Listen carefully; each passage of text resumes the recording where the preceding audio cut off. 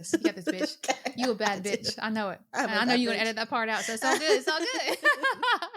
Just a bunch of hood rats trying to record ourselves.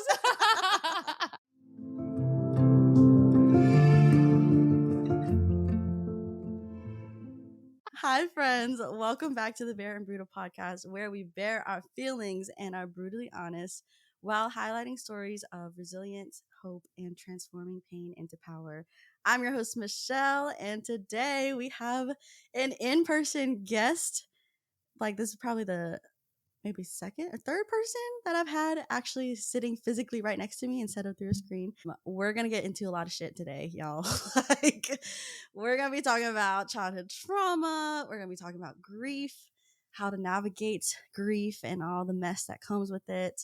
We'll be talking about generational trauma and specifically in the Vietnamese diaspora. And if y'all know, you know. So buckle up. It's going to be a crazy episode. We might be cussing, we might be crying. You don't really know. But our guest today, I'm so excited. She drove all the way from fucking Mississippi. All the way from Mississippi to come here and record an episode with me. Please join me as we welcome our guest, Emma Phuong, aka on the streets, Pinky. Thanks, Michelle, for having me here. If y'all can hear me now, you hear my southern drawl. When I hear myself on the microphone or recording, I always like, man, I sound so cornbread. Like a bale of hay. But I'm Vietnamese AF, okay? Like, I guess it's just where you're raised and where you pick up the English language. Yeah. Thanks for having me here today. And I can't wait to dive into this episode and to go through all the things that we have planned. Yes. So just to give y'all some context, I stumbled upon Emma Phuong Pinky's page on Instagram because it came up like as an ad on my story. Yeah. And it was like something about the memoir that you're writing, which we'll get into. And I was like, oh shit. Clicked on the page. I'm like, I need this girl on my show. I feel like I say this every episode with the guest, but I reached out to you and we had a consultation, and literally our first meeting you're out here throwing F-bombs and you're like, girl, I just woke up with my crusty ass. And I'm like, I think that the F word's a comma. Yes. It helps me pause and breathe. Yes. And I'm like, this is my person. Like, you're such a hoot. And we were going to record virtually, but you're like, I'm coming to Texas for a concert. And I'm like, what? And so we planned this, 2 months ago? Yeah, 2 months ago. 2 months ago. End of April, yep. So she came in Texas for a concert, and it's actually her birthday. Happy birthday. Yeah. It's my mom called me this morning and told me that 35 years ago she found me in Thùng rác, which is trash can. So she said, happy trash can day. That's why I'm so trashy. Yeah. So what a loving birthday message. I know. You have them Asian parents. That's where they tell you they found you in the trash can. They didn't really have you. Yep. My nickname was Roach growing up because they said they found me in the trash can. Yeah. And that's where childhood trauma begins. Mm-hmm. Mm-hmm. So we met this morning to get some lunch, some brunch, had our little dim sum and got some boba, and now we're here back at my house, and she got to see the behind the scenes setup of my ghetto ass setup. It's super cute, y'all. She made this space into what it is, and it's super cute. My ass would be, stashing up in the garage, to be roaches nearby.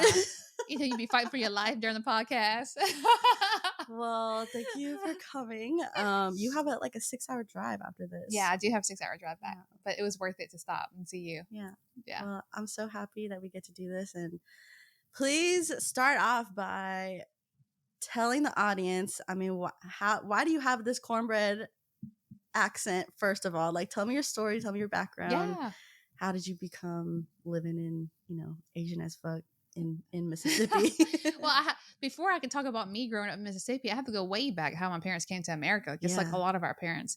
My parents were sponsored by a church in Northampton, Massachusetts, and arrived in 1980 from the Thailand refugee camp they stayed at for 2 years. Mm-hmm. During that time, my mom had my oldest brother already in Vietnam, and then my middle brother, who I call Froggy, which we'll get into in a little bit, in the Thailand refugee camp. And once they were sponsored, my dad became a janitor at Smith College in Massachusetts. Mm-hmm. And then my mom worked at a plastic factory. They lived up there for about 7 or 8 years, and then they had my third brother. And then I think dad had always wanted to be his own boss. So he was like, honey, I heard that they have a shrimp boat industry. Okay. Not shrimping industry in the South. So they're like, let's save up money and buy a trawler, which is a shrimp boat. Mm-hmm. So they went to Tampa, Florida, bought a trawler. And then the Tampa laws were changing on the shrimping industry down there. I think they were geared towards more tourism than seafood growth. So dad heard that in Pascagoula, Mississippi, that there was a growing shrimping industry with a large Vietnamese community. So he drove his shrimp boat for 3 days, 72 hours from Tampa all the way to Pascagoula, Mississippi. And then when they were staying in Pascagoula, they waited for the Section 8 housing voucher to be approved because they were not residents yet. So we lived in the projects in Biloxi, and there was a large Vietnamese community. And the projects that we moved into was a large, vast majority of Vietnamese. But before the Vietnamese came in 1975, it was called Homes for the African Americans. So not only do I have a Southern draw, but sometimes I have a little urban slang and everything that comes out of me because I learned English early on from the Black community that grew up with us pretty much. And I was just telling Michelle earlier that the kids that we grew up with, a lot of the Black kids even knew like certain Vietnamese words. Yeah. They were walking around the hood saying "do ma" and stuff like that. Had our cafeteria lady say "mo hai ba." So it was very interesting growing up. Although I was in Mississippi, I was also in my own Vietnamese community. Yeah. And we lived there until I turned 16. Hurricane Katrina happened. And then dad had sold his shrimp boat already. And then my mom worked at the casino as a dealer. And then she lost her job because 90% of our businesses on the Gulf Coast of Mississippi was wiped out.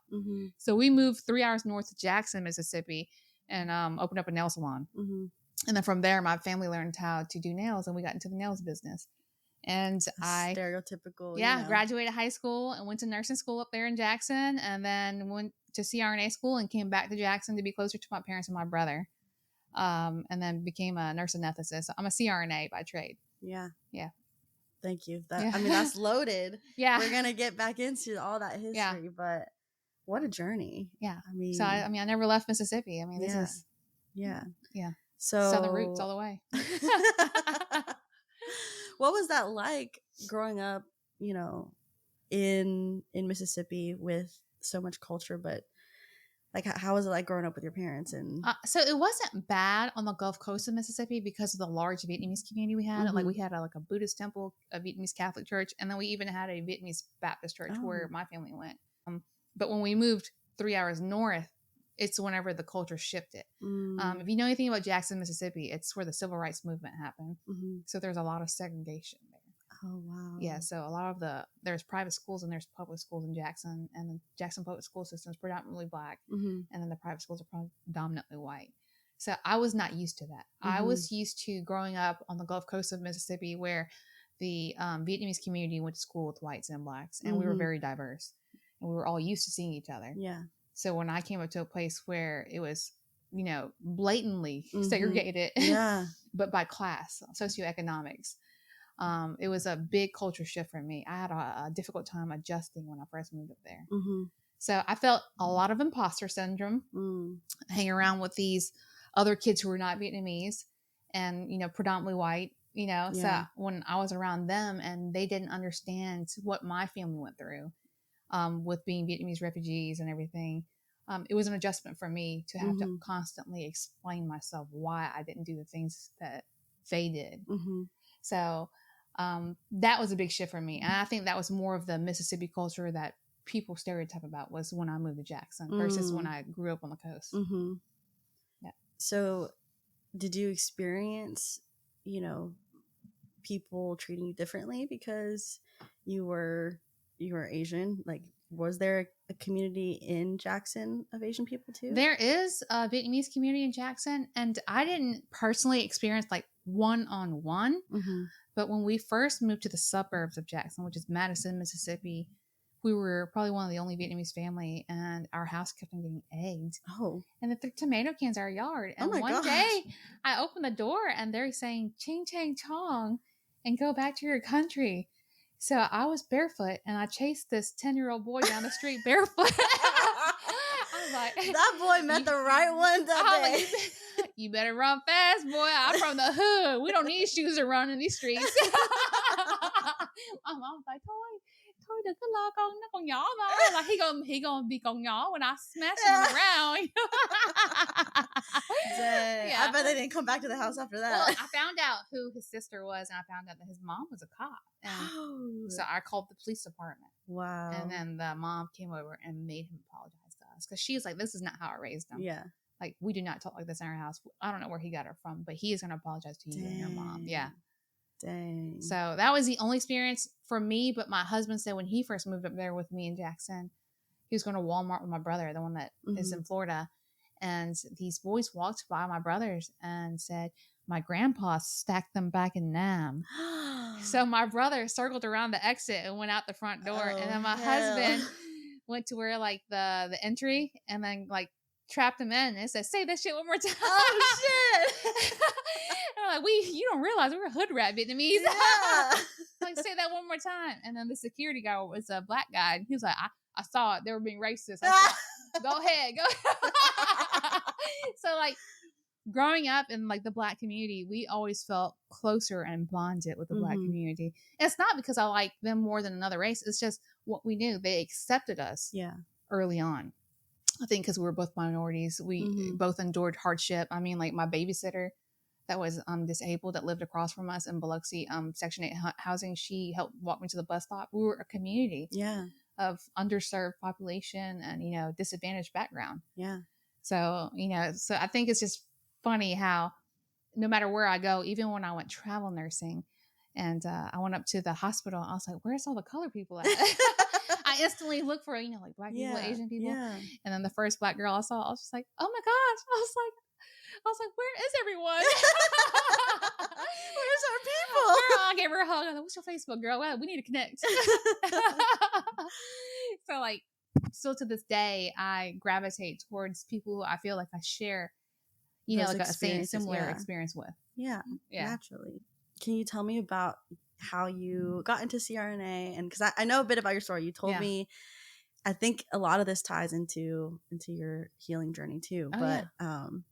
Walk me through this time in your life where you were working at, you know, CRNA and what that was like. You were experiencing burnout. So I was a trauma ICU RN before I went back to school for nurse anesthesia, which is certified registered nurse anesthetist. And we pretty much work in the operating room where we do anesthesia for people who have surgery.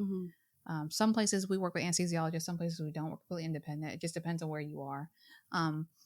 So I went back to CRNA school. That's where I had my first daughter. And I was trying to figure out where to work. And I said, hey, let's move back to Jackson, Mississippi, because my middle brother, Froggy, was living there. And I was like, I want to spend more time with him because I have a kid now. And I want my kid to know who their uncle is. And my parents were up there. So I wanted them to know who their grandparents are. Because I grew up in America with no grandparents. Not a lot of family. So I was like, I want my kids to know their family. Right. So I moved back to Jackson and I was working at an academic medical center there. And I thought that this was the place I needed to be. I worked there in 2019 and then 2020, everything shut down. And then I got pregnant June of 2020. And then we were all kind of worried and scared. My brother, he did nails. So all that was shut down. So he was door dashing, waitering. And then in November, Thanksgiving week, he got COVID. So we had to cancel our Thanksgiving get together. And we were like, it's okay. You know, like right now you just got to quarantine 14 days. Yeah. He called his doctor. They're like, just take Tylenol, take cough medicine, stay home. Like that was a time where no one knew what to do. Yeah. Everyone was like, stay home because the hospitals are overwhelmed. So he stayed home and then 14 days passed. His fever broke. He stopped coughing. And then day 17, he couldn't breathe. And I was pregnant and I wanted to go over to his apartment. And my mom was like, no, you're pregnant. Do not go over there. Yeah. So that came in with a lot of guilt. Once the next thing happened, we called 911 because he woke up from his nap and he couldn't breathe. And he couldn't move the right side of his body, I think. And then the ambulance came and picked him up and took him to the hospital. But because the hospital was so short-staffed, because people were out from COVID, that he waited in the ER for 5 hours. So it was like one thing after another. Like it was the worst time to have COVID, worst time to go to the hospital. Like all these things came into play. By the time they took him to CT, he ended up going to cardiac arrest. His heart stopped pretty much, probably from respiratory issue, not enough oxygen. And then they coded him. And then that was probably around between maybe 10 p.m. to midnight. But by 5 o'clock, they stabilized him enough to bring him to the COVID ICU. And they called my mom. And they told my mom, they're like, hey, he decompensated. We, did chest compression. My mom doesn't understand any of that. She's not medical. She has bare minimum English. So she calls my dad and tells him to wake me up and talk to the doctor. But really, it was the ICU nurse that called. So I talked to them. He was like, you really need to get your family here to say goodbye. And I was like, this can't be happening. Yeah. I just talked to him at 10 p.m. He told me that he was going in for his x-ray. Yeah. Like, this can't be real. I was scheduled to work at 10 a.m. the next day. So I was going to bed. So I texted him around 9:30 to make sure he was okay. And he was in the hospital getting in. I said, I'll talk to you in the morning whenever they figure out what's wrong. Yeah. And I never talked to him ever again. So I was supposed to work a 10 a.m. shift and get off at 11 p.m. Super pregnant. I was supposed to take that shift because somebody else had gotten COVID at work. And then we ended up all bringing my family up there. And then his heart was dropping again because he was pretty much on medicine to keep his heart rate and everything up. And then we ended up withdrawing on him, withdrawing care, and then he passed. So right when I left the hospital, I went straight to the funeral home, planned his funeral. Parents got, all his stuff ready. Never had time to grieve. Yeah. And then we had his funeral, and it was one like those graveside funerals, and there was only like 10 people allowed at graveside outside service. It was like super sad. I did like a Facebook Live for the funeral service. Yeah.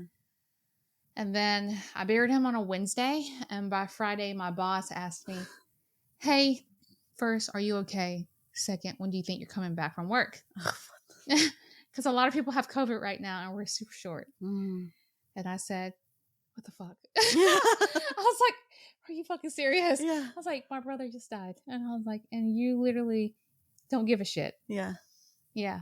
And then, so right there, I started getting burnout already. Like that little seed that started everything.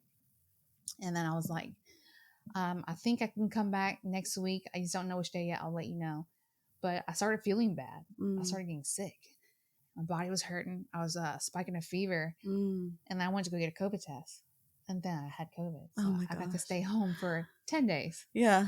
Because they count the days before from your exposure. So I probably got it from the funeral. And then, so I stayed home for 9 days. And by the 9th day, my boss texted me again. So I still had one more day to stay home. He said, hey, just checking on you.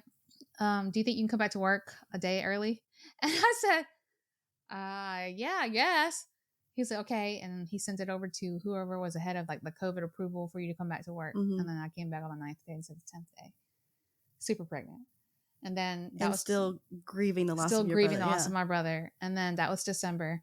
And then I had my baby in March. Oh my gosh. Yeah. So it was a lot.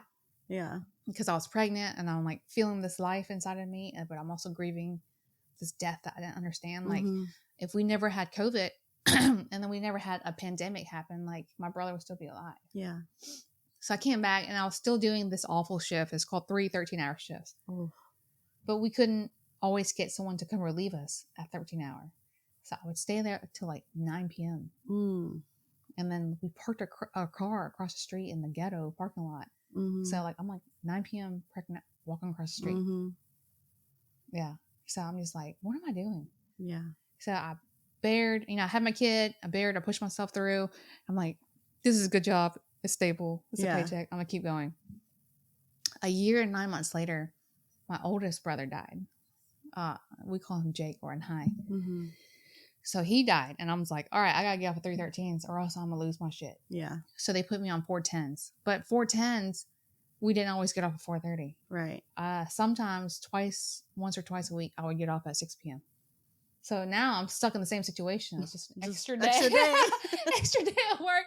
I'm like, this is the most ghetto ass shit ever. And I'm like, I'm like, did I really go into the right profession? I started to hate my job. Yeah. I would wake up, cry on the way to school.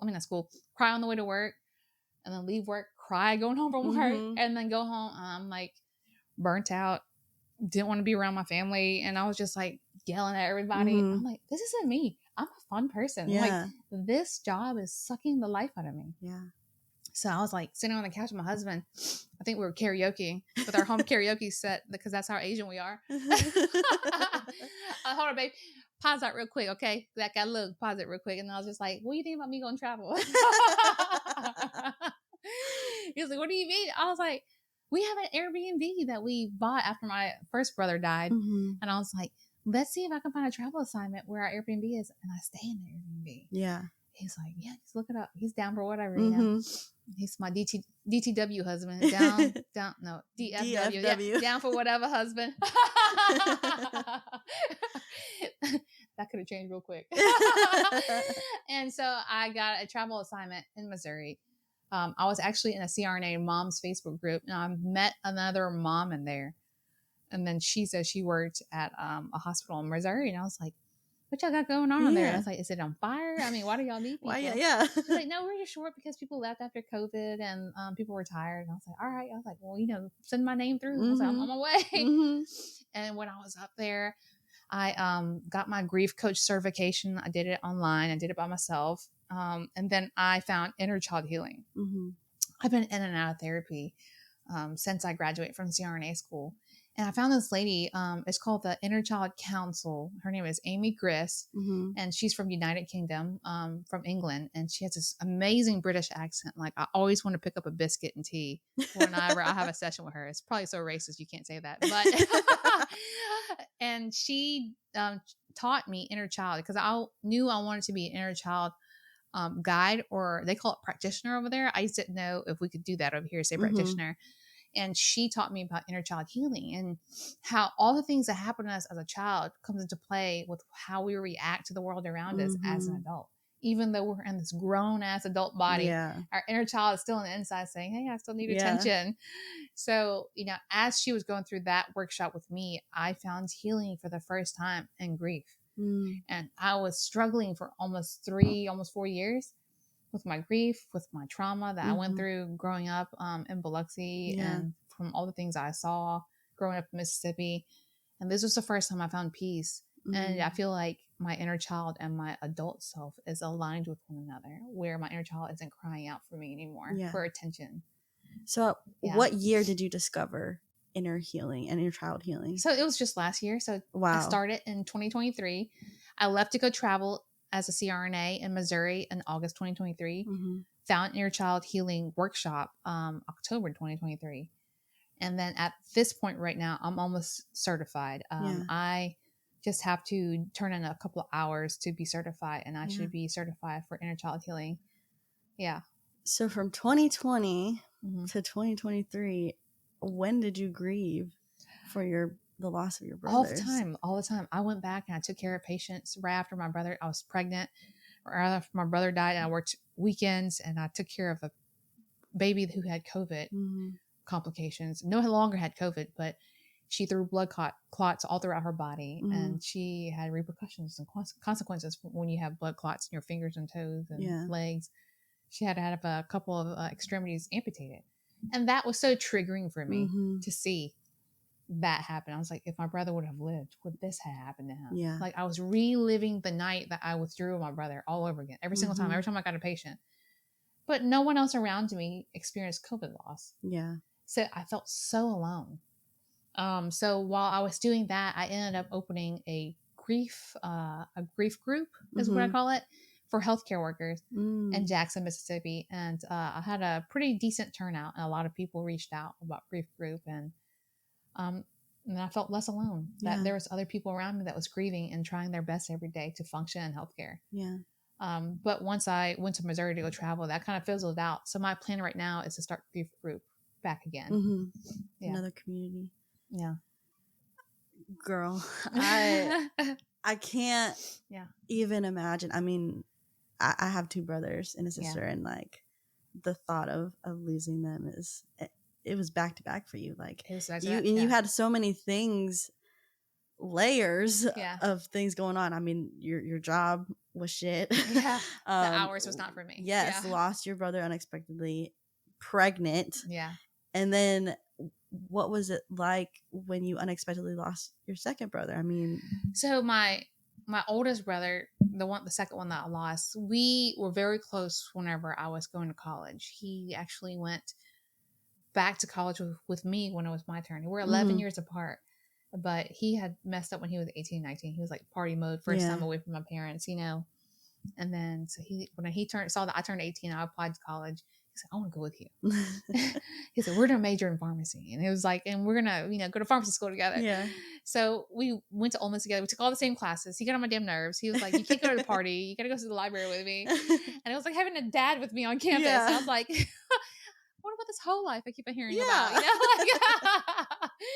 So, but in that special moment, that year that we spent together at the university, like we bonded for the first time. And we had a tumultuous siblingship pretty much. Like he was the one who like beat me and was like being high. He was like the extra dad, like the extra disciplinary. So for the first time at Ole Miss, he wasn't that. He was the fun brother, the brother I could ask questions without being, you know, having repercussions. Yeah. But after he graduated with his accounting and finance degree, he ended up suffering from depression, got into drinking, gambling, and a little bit of drugs. And then we kind of stopped talking. We got into a big argument probably a year before he passed. And then it was my biggest regret was like, why didn't we just make up? Yeah. You know, why didn't we forgive each other? But I think we always forgave each other. I think we were just thinking we had more time. Yeah. So when I lost him, it was like watching your favorite TV show and it only had one season. That's a pilot. And then you never knew what happened the second season.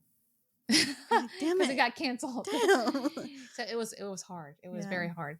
Even though we were estranged and we had a strained relationship, like I love him. But it was very hard because it was that I'll never know what would happen. Yeah. Yeah. How did you react though? I mean, because you still had that estranged relationship, right? Like I can imagine you still had some anger. Yeah, lots of anger. So when my other brother died from COVID, I had the baby and I guess drank. And I'm not proud of what I said about drinking, but like that's the only way I knew how to cope, right? Yeah. Like it's to drink and to do what you saw around you. So I drank a lot after my brother died from COVID. And then when my oldest brother died, I drank for the first week during his funeral. And after that, I was like, let's do it differently this time. Yeah. Because I had such a struggle with my last brother's death. I was like, let's not drink. Yeah. So I'm not completely cold turkey, you know, but I don't go home from work and look for a bottle of wine in the refrigerator. And on the weekends, I really don't do alcohol anymore. I'm just like hanging out or about my little Sprite that bubbles. You know? And it's been great. Yeah.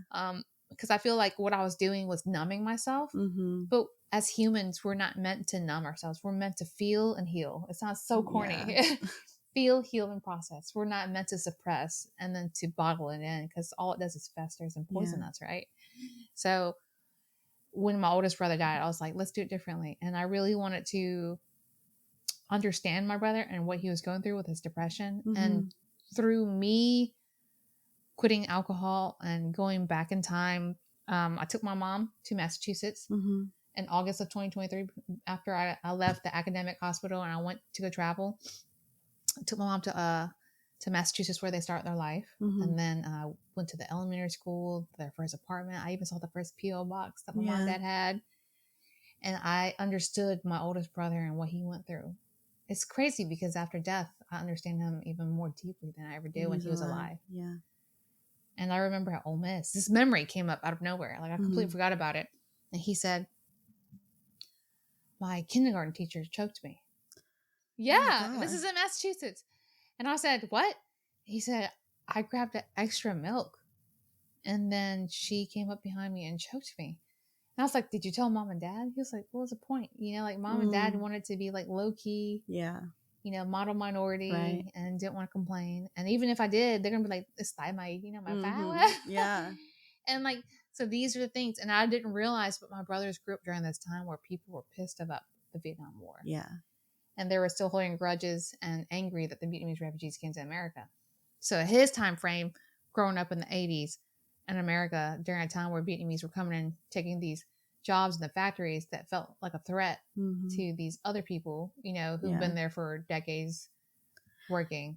kindergarten though, like Yeah. that's such a heavy responsibility for a 5-year-old. Yeah, and then my parents, their parenting style was like beating us. Like if you don't listen, if you don't make a good grade, like you're getting slapped till like next week. Yeah.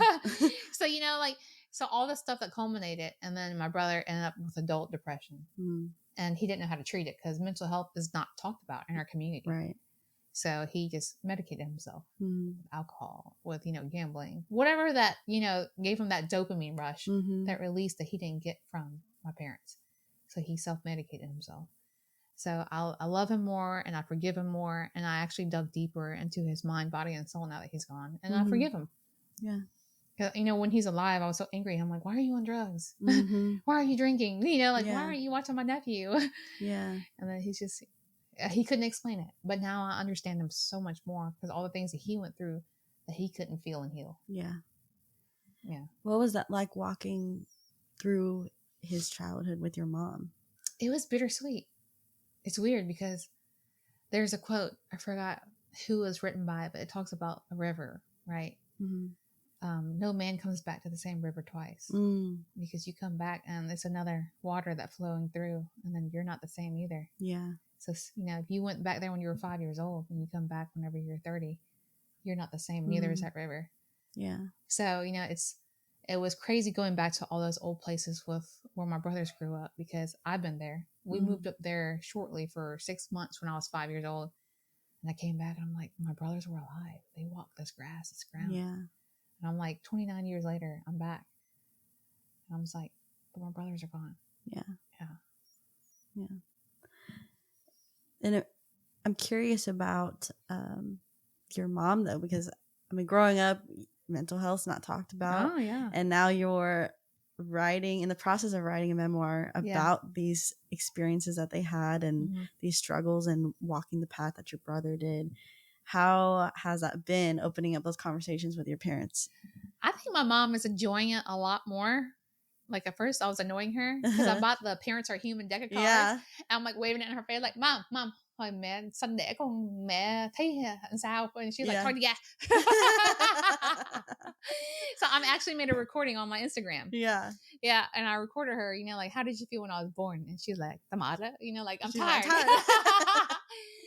So I think she likes it. And then, like, I'm starting to find out things about my dad that he's very quiet. And that's why I married a husband that's very similar to my dad. He's very quiet. And that's why I do anesthesia, because I want to be the only one talking. Yeah. So I love my patients, but I love when they listen too, or when they're forced to listen. Yeah. So my dad, I asked him, I was like, there's one of the cards that says, what was your favorite thing to do as a child? And then I asked my dad, like, what was his favorite thing to do when you were a kid? And my dad said, tie you. And I was like, I don't know what that means. Yeah. What that is, Daddy? He said, flying a kite. And I was like, oh. I was like, I never heard that Vietnamese word because you've never done it with me. Go take me to fly a kite right now, Daddy. Yeah, you ain't never take me to fly no damn kite. How's your favorite? Like. Yeah. Wow. Yeah. So I had taken my son to the park to fly a kite like a week before I did that, that card with my dad. And I posted it on Facebook, and my dad liked it. And I'm like, I wonder, was it healing for him to see that his grandchild, his Jiao White, was able to fly a kite as he had when he was a child. You see, like, it's connecting. Like, if it wasn't for you, Dad, even though you gave us so much trauma, you handed your trauma to us. Yeah. I was like, you didn't mean to. Right. This is all you knew. Because it's one of those things that I beat you because I love you. But really, I beat you because this is the only thing I know how to do. Because I love you. Yeah. So he gave us his trauma, but at one point, someone has to put the trauma down. So that's whenever I went into this inner child healing. I was like, oh my gosh, it could stop at me. Yeah. I can put it down now. Yeah. I was like, like, this is healing generations of trauma. What happened to my dad, and then my grandfather, and then my great-grandparents. They were Chinese refugees in Vietnam. So they came down, they left China, and they settled in Vietnam.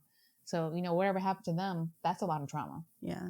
So when you heal your inner child, you're not only healing you, but multiple generations before you, being a chain breaker. Yeah. Yeah. But, that's a really tough mission to carry out, though. It's hard. It's definitely not easy. But mama didn't raise no punk bitch, so we doing it. We doing it, girl. Have you had those conversations and addressed those things with your parents though, like about the abuse? And I do. I think my dad actually feels a lot of guilt for my brothers, and because they grew up to be men who could not deal with difficult emotions. Like my oldest brother was very abusive, and he lashed out and was very physical when things were uncomfortable or when he got angry.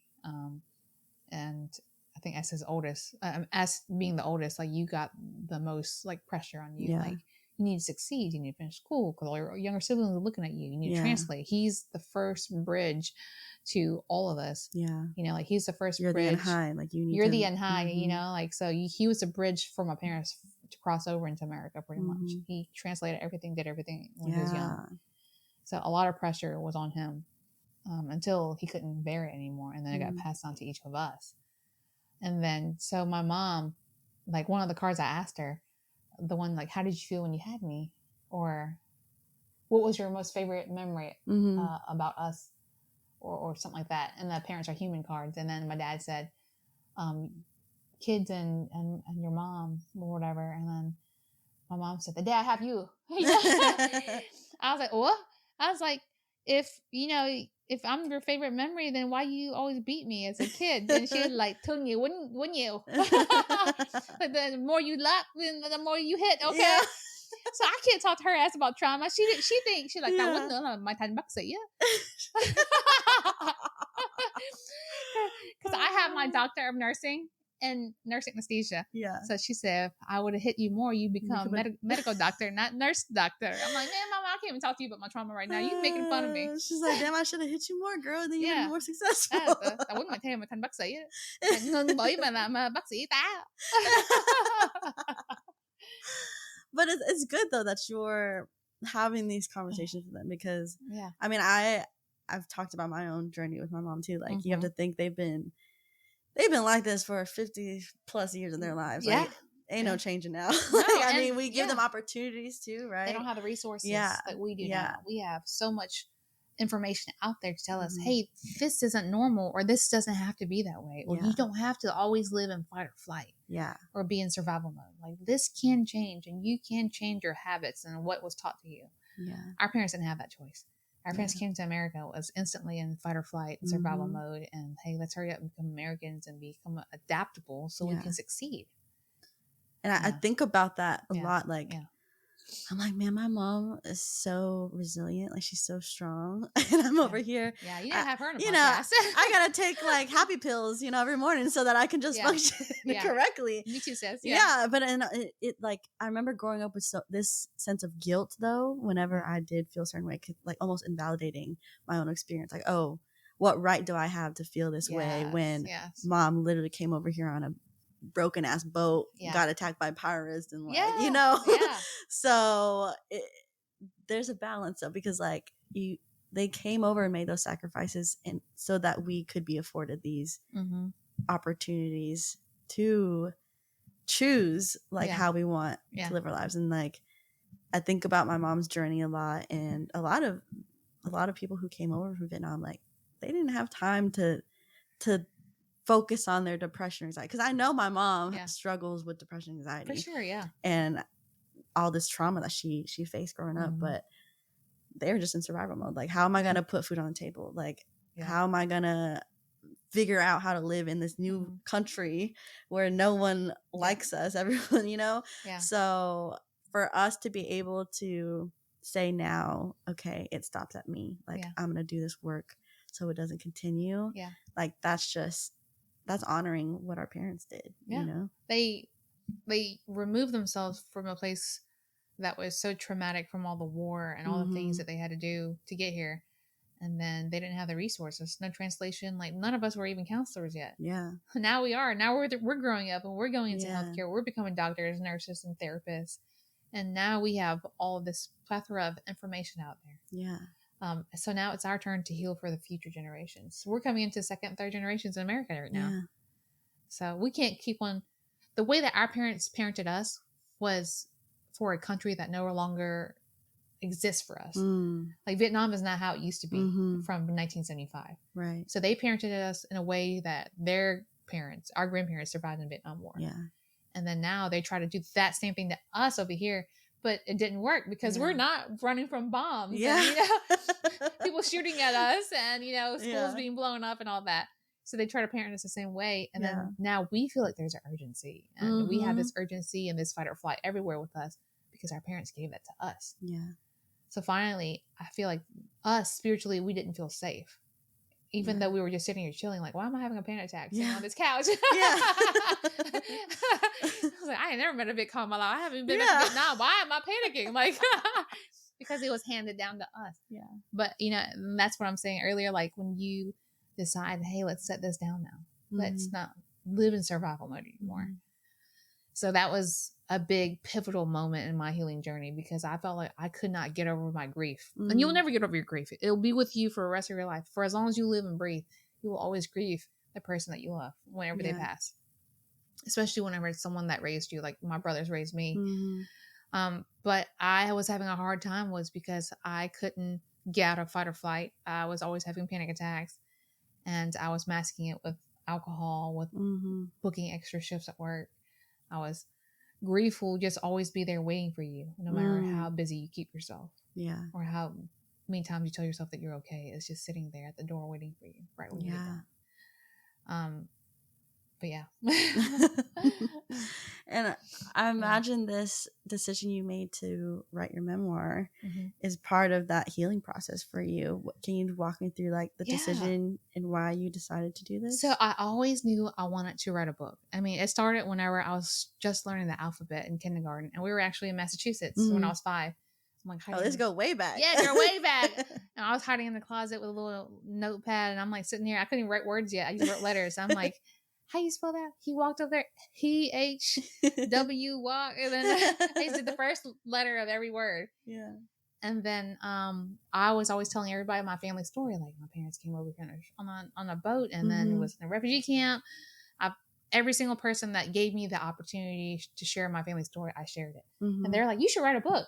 I was like, I should, huh? I was like, I cuss a lot. So how do I implement that in there with the cuss words? They're like, if it's a part of you, then you should share that and just give people a warning in the beginning. Yeah. Trigger warning. She says F a lot. And then when I graduated from senior high school, I started writing, but there was like no ends, no outline. It was just writing just to write, to practice. Yeah. And then when my brother died from COVID, I was like, okay, my brother died from COVID at 40. And I was like, life is short. And I'm like, I'm 30 something years old. I'm 31. I was like, what have I always wanted to do that if I got COVID and I died tomorrow, that I won't regret doing? It's like, I need to finish this damn book. I was like, so I started writing, and I talked about the story opens up in the beginning about my brother's death. And then it's the day that he dies is the anniversary that my parents arrived to America 40 years ago. So my parents arrived December 4th, 1980. And then my brother died December 4th, 2020. Wow. And then my brother was 40 years old. So like the number 40 or 4 is always, I always see it everywhere I go. Yeah. So I started writing the book, and then I had an author coach helping me at one point, but she was kind of pushing me to finish. But I always felt deep within that I was not ready to finish it. So I was slowing down, taking a break. And then by the time I did that, a year and 9 months later, my oldest brother died. And then I was like trying to write again. And then when I tried to write, I just didn't know how to finish it because the first part of the book was about my middle brother dying. How do I add in that I had another brother die while writing the story? And then I had to go back and write about that brother, my oldest brother that died. The one that I was estranged from. But so much traumatic memories came up about my oldest brother. Girl, I went into like fight or flight and panic attacks while I'm writing that. I'm like, this is not healthy. Like, I'm writing a scene about where I saw my dad dragging my oldest brother out of bed by the scalp of his hair, like off of the mattress, and like was hitting him in the face. And then like my body sends myself into sympathetic nervous response. Like there's a bear in the room. I have to run from the bear. Yeah. So I stopped writing. And that was around the spring of 2023. And then that's around the same time I decided to go traveling, go back to Massachusetts, found inner child healing. So everything I feel like is kind of lined up. Yeah. And then once I healed my inner child, I was like, now I'm ready to finish my book. Yeah. Yeah. Now I'm ready to write about my brother's story without feeling like I went back to the past and I'm reliving the trauma. Right. Yeah. So it's titled Not Another Immigrant Story? So I started it. Yeah. I started it, Not Another Immigrant Story, when my brother died from COVID. But after my oldest brother died, almost 2 years later, I changed it. I was like, I want to call it This Bitch Memoir because my middle name is But, B-I-C-H. But you know, the American people cannot say but, and they like saying cuss words. So I'm just writing this bitch memoir. This bitch memoir. I'm like, what? You know, like I was like, ain't no T in it, so it's not cussing. And I always tell people, and I was like, you know, my birth name was Fung, you know, but Fung, and people can't say it. Mm-hmm. So I went by, you know, Fung but though, like most of my life in Biloxi. And then my mom went to go check me out one day from school, and she wrote my full name onto the checkout book. Mm-hmm. And the lady on the intercom looked at it, and she kind of squinted her eyes, and she was like, okay. She called the intercom. She's like, Fong bitch, toe to the office, checking out. I'm like in algebra 2, learned the quadratic formula. I didn't know what the hell was going on with this damn formula. Oh, this bitch is getting out of here. Y'all enjoy your algebra 2. Mom's taking me to go get my teeth cleaned. I'm about to stop by and get some Sonics with an S. Phone bitch toe to the front office. So please. this bitch memoir, what became about was born. So where are you in the writing process? Are you finishing it? So I am finishing it. So I have 2/3 of it written, and where I stopped was when I started introducing my oldest brother's story, because I'd never planned on adding his story as part of one of the main characters in there either. So it's going to start pretty much about my brother's death, both of them, and then it's going to go backwards about my family in America, and then it's going to go into our traumatic childhood and how we were raised. Yeah. And then it'll go back into me going to healthcare, and then this journey how I found healing at the end, and the forgiveness that I found in my parents. Yeah. And that forgiveness I found with my oldest brother. So, I mean, yeah. So it circles back around. Yeah.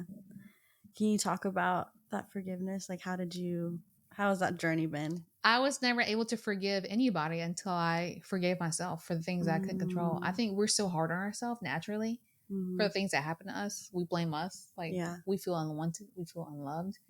And until we love ourselves, which is loving your inner child, until we establish that relationship with ourselves in a healthy manner, then that's the only time we were able to forgive other people. So what does that look like? Can you give me an example of, like, I mean, you say forgive your inner child. I'm like, so when I was very angry about my childhood, I was very angry about how we were raised, how my dad snapped on us and beat us. I was very angry about how my mom treated me, versus my brother. It was unfair that she let my brother do whatever, but she was very strict on me, or she was always hitting me, like never sat down and talked to me. She just went straight to just smacking the shit out of me.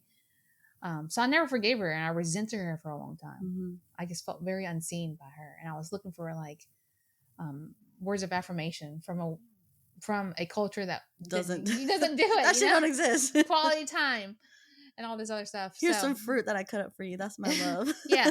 My dad used to beat me and then gave me $5 for ice cream truck that drove by afterwards. So healing your inner child, I'll tell you what it is. You go into this meditative state and you go back and you meet that little girl. So if I were to do a session with you, Michelle, I would tap back in this meditation with you. You would find that little Michelle, the one who needed certain things like attention, affection, whatever you need. And then you say, hey, little Michelle, I'm your mom now. I'm your guardian. I'm about to give you all the things that you always needed, but you were afraid to ask for it, or you didn't know that you needed it. Yeah. So you go back and you give that little Michelle all these things that you've always wanted, but the adult Michelle doesn't even realize that little Michelle is like, hey, I need this, I need that. And then over time, your brain will start actually taking you out of fight or flight memories, bring you into a safe, secure environment. Yeah. And then that little inner child that always was hurting gets reparented. Like these new memories are formed. Yeah. Yeah. And I think self-care was initially made really for this inner healing, but people don't realize that that's a little us in there that needed that hashtag self-care. Yeah. Yeah. So once I healed myself and I found peace with myself, and that little that little pinky toe, that little girl in there that needed parents who didn't hit her, parents who actually had the patience to show her how to do math or show her how to do certain things, or who gave her attention versus my brother's more attention. Once I felt comfortable and safe again, I was like, Mom, you did your best. Dad, you did your best. Yeah. This is what was taught to you. I was like, I can't go back and change what you did to me, but I can go back and change and give the little Pinky or the little Michelle all the things that you couldn't give to me because you were surviving in survival mode. Yeah. Wow. Yeah. That sounds scary. That sounds scary to go back and look at, Yeah, it's not therapy, because therapy will actually like have you pull out like a traumatic memory, and then like, they'll try to do EMDR. Like I did EMDR where it's like an eye movement thing where they move your memories to like a different part of your brain. What I do is not that. It's meditation. It's like the here and now and the future. I don't go back to your past. Yeah. Besides the little girl, but then like we take that little girl and we bring her to the future. Like we need to bring her to the present so she can feel safe again. So when you're in instances where you get triggered now, what's the process like for you? What goes on in your mind? So I haven't been triggered in a while, but when and if I do, I definitely go to my safe place, which is my bed. I tell my husband, I'm like, hey, I need to step away. I'm overstimulated. Like communication is a big part of our marriage now. I used to not be able to communicate because that's not what my parents did. Yeah. That's not what my brothers did. We just get up and start whipping your ass. Yeah. You're overstimulating me. So I go to my room and then I use the techniques and tools that I've been taught and what I teach my clients. Hey, let's take you back to that little you. Yeah. And find out, why are you being triggered at this moment? Like what happened? And then like, okay, well, let's go back and have it, like, say my mom beat me, right? Whenever she could teach me math. Yeah. So I'll go back into this meditative state where I'm teaching my little me a math problem, and there's not a flying flip-flop out of her head. Yeah. So like you're giving yourself these new memories. Yeah. That, your parents can't do that anymore for you. You're grown now. You're an adult. Yeah. Yeah. So I take that trigger and I just use it as a moment for me to go back and then reparent. You reparent that little you. Yeah. This sounds like such a helpful thing for the Vietnamese community specifically, because I feel like there's such a history of pain and trauma that our parents and their parents don't realize are affecting how they function in their lives now. I mean, so what's like your greatest mission or purpose with your memoir? Like, what do you hope people get out of reading it? I hope so. I know that there's not a big how do I explain this? There's not a lot of stories about the Vietnamese in the South. No one ever knows that there's Vietnamese people in Mississippi. Like, you didn't know, girl, until you saw that ad. Yeah. So I want to get the name, like our history out there, like our history out there, because I love reading books that tells me more about the historical parts of that area. So I want to, put history out there, and then also normalizing mental health. Like, our parents was not able to take care of their mental health. There was no resources out there for them. They couldn't speak English. They were learning a new language, learning a new culture. They were in survival mode. So I want to normalize like mental health. We can take care of ourselves now. Our parents did the survival part for us. Now it's up to us to do the rest. Yeah. Yeah. You will never get the healing you need if you just came back and confronted your parents. You'll never get that healing. You want them to say all the right words once you go back, like, you did this to me. Like, remember that one time you took like a joy in the room and you smacked me across the head, mama? Like, she's like, it's because you deserved it. You can get your feelings hurt more. Yeah. Like, you can never control what your parents did to you, and you can't go back to the past and take it away, and it still lives within you. Your body remembers. I read a book called The Body Keeps the Score. Girl, it's on my shelf right now. I've been avoiding reading that book. And your body. So when I was writing the stories with my brother, Jake, my oldest brother, like my muscles were tensing. I kind of hunched in, like I was protecting myself. I was 4 years old when I saw that memory. So, you know, like your body remembers it, but how do we get our body to remember the new memories that we're creating? That we're not there anymore. Yeah. Like we're not that little girl who saw that scene. Yeah. So my purpose is to share, like, you don't have to live like this anymore. Our parents lived like this. We endured this. But when does it stop? Like, we don't have to go gambling, smoking, and drinking and have a shopping addiction. Like, we literally just throw top coat on, you know, a crappy polish. That's my nail salon innuendo. You know, like, you can't polish a turd, so you can't polish your mental health either. Like, if you're crazy, you can be crazy for a while. When you gonna fix it? That's such a hard pill to swallow, though. I mean, I struggle with that too. I mean, like, you have to realize, shit. Like, I can sit here and be a victim of my circumstances. Like, we are, you know, no one's gonna take that away, right? But at the end of the day, like, my mom's not gonna change. Like, I had to. I remember doing, when I was in therapy, she talked about this mourning process that you have of mourning the stereotypical relationship that I saw these, you know, these like white girls having with their moms, you know, Manis like, and petties. Yes. Our parents don't go many petties. You know, like, I wish I could come to my mom and talk to her about these problems and things, and like realizing, like, okay, I didn't have this idea or this expectation of what a stereotypical mom and dad relationship is, but I did have a mom who provided for me and took care of me and did the best that she could with what she had. And now, I mean, what am I going to do? Am I still going to be upset that I didn't get that? How do I want to move forward? And I have so much anxiety about having children because I'm like, damn, I really don't want to fuck you up. Like, I don't want to just, you know, mommy's going to have a bad day and I'm going to come home and say something and like, it's going to fuck you up. Like, you're going to be 25 years old and like, oh, remember when mom did that to me? So I have so much anxiety about raising children because I don't want to make the same mistakes or whatever. But I hear that it's not necessarily, we're going to have bad days. Like, we're going to make mistakes, but it's more so like, how are we repairing that with our children and with our spouse? And that's not something that we grew up seeing, you know, like, there was repair. Like, I'm gonna throw this shoe at your face. Like, you know, we grew up in dysregulation. Yes. And we are still learning how to regulate. But how do we learn how to regulate if it was never modeled to us? You know? Yeah. How was your relationship like in the beginning with your husband? Like, when you didn't have those kind of models growing up, how did that come into play? I was like a little bit like what we talked about earlier. I threw things, not at him, and then even my husband, he shuts down. I mean, he shuts down and he's, you know, slams the door, and, you know, like, I hate to say this, but in our earlier, you know, relationship, he was like punching walls and stuff because he didn't know how to express. He's angry, but how does he put his anger into words? How does he say, hey, that hurt me? Or that, you know, why are you know, he could never articulate what he was feeling because what he saw. His parents were, you know, kind of same thing with mine, you know, abusive and kind of were very reactive and explosive.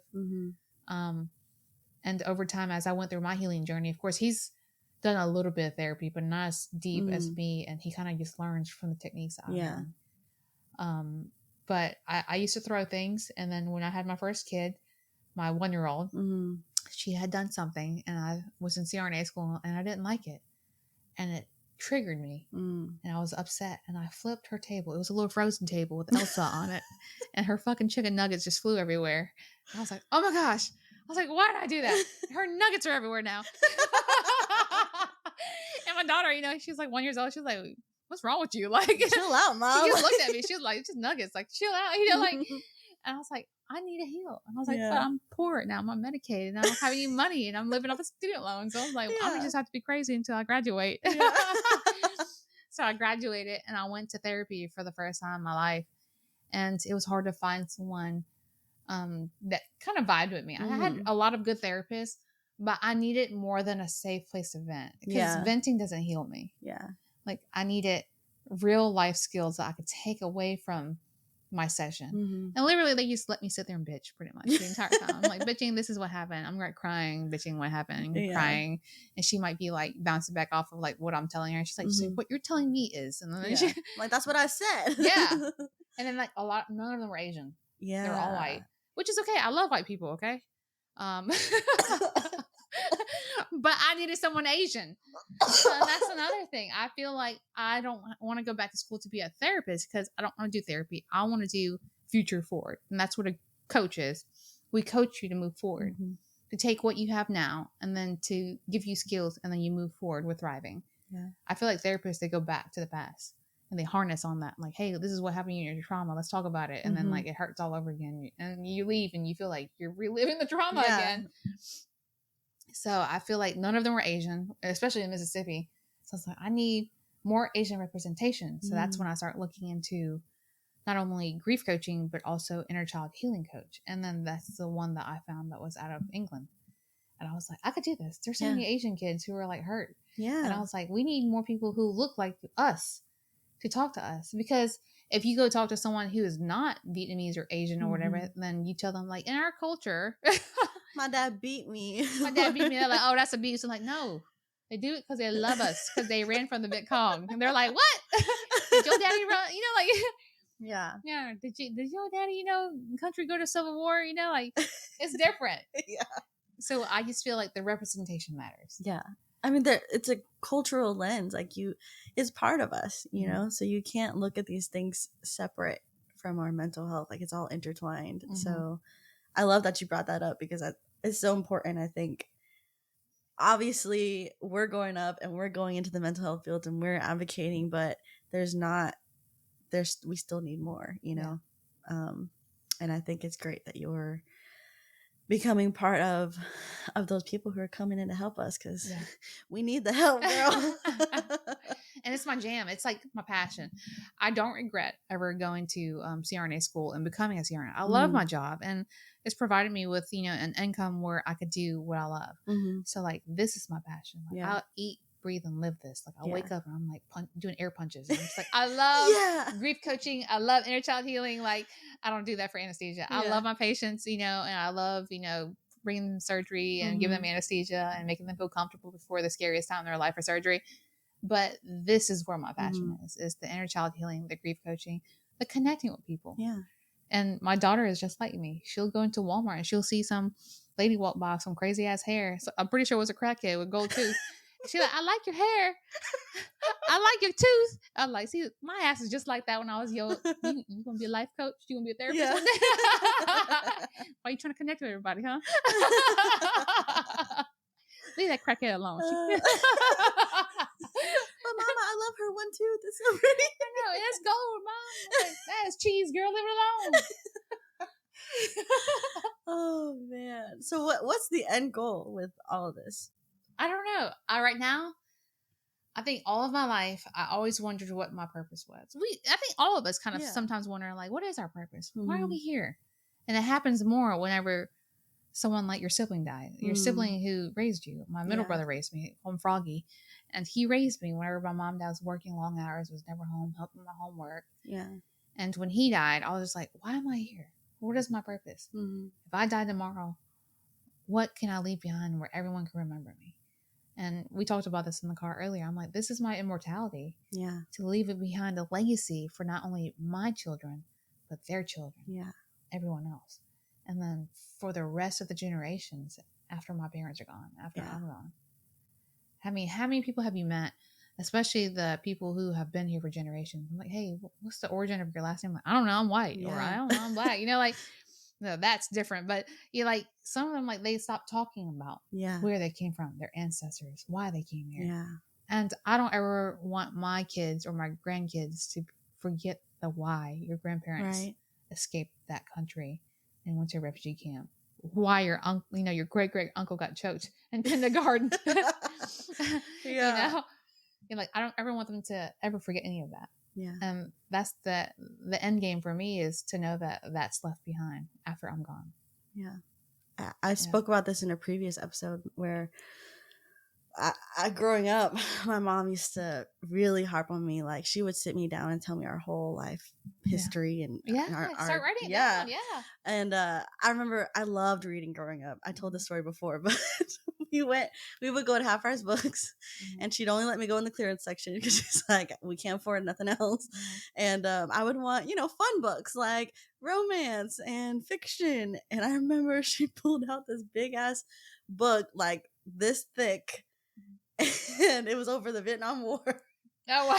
And she said, "You need to read this one. You need to learn. You need to learn more about this stuff." I'm like, "What?"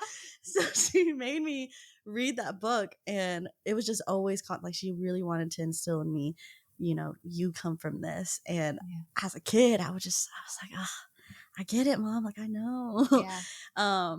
And I think I had that feeling towards it too, because it was almost like thrown on to us, like to guilt trip us, we did this so that you could have this. And so I grew to almost resent it a bit. Yeah. And as I grew older, now I'm feeling the opposite. I'm like, oh my gosh, I need to hang on to this. Like, I'm grateful. I'm so grateful that my mom told me those things so that I can understand where we came from. But now I'm like really wanting to soak it all in, because I was thinking like, man, when my mom passes away, like, who am I gonna call when I say, hey Mom, I want to cook some tikka, like how many dashes of whatever? And she's like, I don't know, girl, just throw it in there and taste it. Like, taste it now. Yes. And so I'm like, man, I really, because whenever my mom passes away, that's it. It's just me, and I'm gonna be the only one who's here. Who's gonna pass it on after me? So I think it's so important for you to write something like this so that we have a physical account of it. I mean, obviously we have these history textbooks or whatever, but no one's gonna say it and talk about these real experiences that are so universal. I mean, we're 10 years apart, but like I connect with so many of your experiences. Like, we grew up very similarly and saw a lot of these tough experiences. And so, man, like I talked to another guy, he's in like New York, and he's like 40 something, and he also grew up, he was like the first one born in America in his family. And I'm like, I connect with so many people, Vietnamese people specifically, who share these traumas. And I'm like, it's just so amazing to me that 10 plus years apart and we still are dealing with these traumas together. And I don't think there's any accounts like that out there, like written accounts of our experiences. So just to give you some encouragement, like this, you're doing the thing, girl, and you need to keep doing it. And I'll post just a post. I'm in Jackson, Mississippi right now, so a lot of my friends were like predominantly white. I mean, I have black friends too, but my black friends are always rooting for me. They love me. They're like, yeah, girl, keep on running. They call me country ghetto. And I'm just like, now just reaching out to like the more of the Vietnamese community, and that's why I did like the boost the boosted post or whatever. And I'm like finding all these Vietnamese people, and they're reaching out to me. They're like, where are you at? Oh my gosh, you're in Mississippi. I'm like, we have like very similar experiences. So how's it been, like, ever since you created your account? Have you had people reach out to you? I had a lot of people reach out, and then they're like, they feel so seen, and then it makes me feel less alone. I mean, I know I'm not alone, but sometimes having like that affirmation that you are not alone, and people from all over the world that are Vietnamese, and they're like, we've been through that too, or don't ever start writing, because you were writing an experience that only I can feel or know, but I haven't really said anything out loud. So I think that's the beauty of writing. Even if I don't get all the grammar correct or the punctuation, like I'm still articulating something that translates into multiple souls in the Instagram world. So where are you now with your healing journey and your grief? I mean, I know there's no destination to healing. It's always constant. I finally feel like I have a purpose. Like I said earlier, like after my brother died, I was like, what am I doing here? Like, not saying that I was suicidal, but I questioned my existence. Like, what is the point of all this? What is the point of having a job that pays 6 figures and going to school and get your doctorate degree, having a stable job at a nice pension hospital? What does all this even matter at the end of the day if you just die from COVID? And I really questioned that. And I'm at the point in my healing where I'm like, I know what my purpose is now. And my purpose is to finish this book. And I'm like, my healing point right now, I'm okay with where I'm at. It's just be. And then anytime I feel this intuition, this gut feeling pulling me in a certain direction, I listen to it. I think before, when I was just clocking in, I heard my gut saying, clock back out and go home. I was like, shut up. Shh. Need a job. Need to be paying my bills. And I ignored it. But now I'm actually harnessing that gut and that intuition and listening.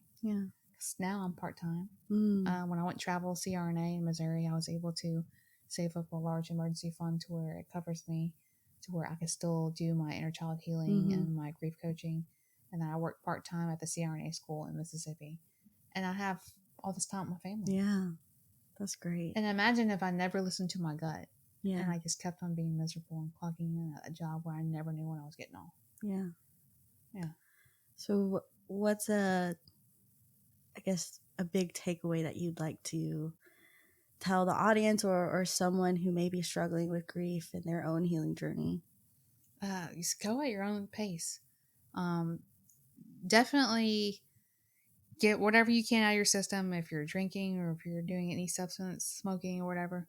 But at the end of the day, just really be sober and sit with your grief and your emotions.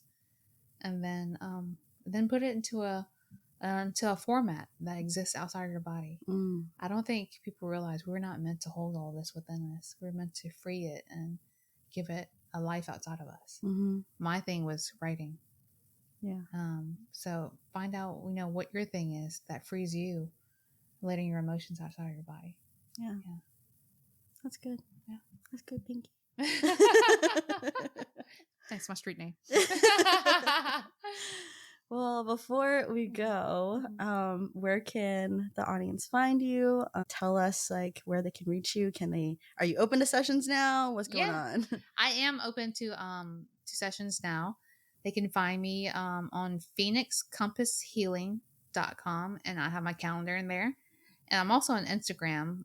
It's Phuong, Phuong, and it's Phoenix, like the Firebird, Phoenix, Writes with the S at the end on Instagram. And I'm pretty active on there, so if they want to reach out, I'm there, and I'll more than likely reply. Yeah. Because I love talking to people from everywhere. Yeah. If you're ever in Mississippi, Yeah, y'all ever in Mississippi, y'all want some cornbread and catfish, come on by. I know a place. It's her house. Well, thank you so much for coming, and I'm literally so blown away that you're literally in front of me right now. I was like, this is so crazy. Like, we made these plans 2 months ago, and I just kind of put it, I was in my calendar, and then I was like, oh shit, she's coming next week. And that's when I had texted you a few days ago. I was like, man, I'm going to see her. Like, she's a real person. Yeah. So I'm glad it's worked out. Because we reached out to me, I'm like, where you at? I'm like, girl, where you are in the United States? You said in Texas and Dallas. Which part? I'm like, girl, I'm going to Dallas in June. Let's meet up. But I love it. And we're going to be connected, Yeah. So I'm glad that Facebook ad found you. I know. It's working. It did its job. Well, thank you for coming on here, sharing your story. And I'm excited to see the finishing of your memoir. I'm excited to see all the cool things that you're doing for the community. It's so important. And those of you who are listening, you heard right here how badass this woman is. She's a hoot. She's great. And, come and connect with her. Don't come correct though, because she will come and chase you down barefoot down the road if you don't come correct. So, well, thank you again, Emma, Phuong, Pinky. I'm Trans Numbre. She go by 3 names. Okay, gotta say all of them. Yeah. Thanks, girl. Thanks for having me. Yeah, and as always, thank you everyone for listening. I will leave all her connections in the show notes for y'all. Please go show her some love. And as always, thanks for listening. I will talk to you soon. Bye. Bye.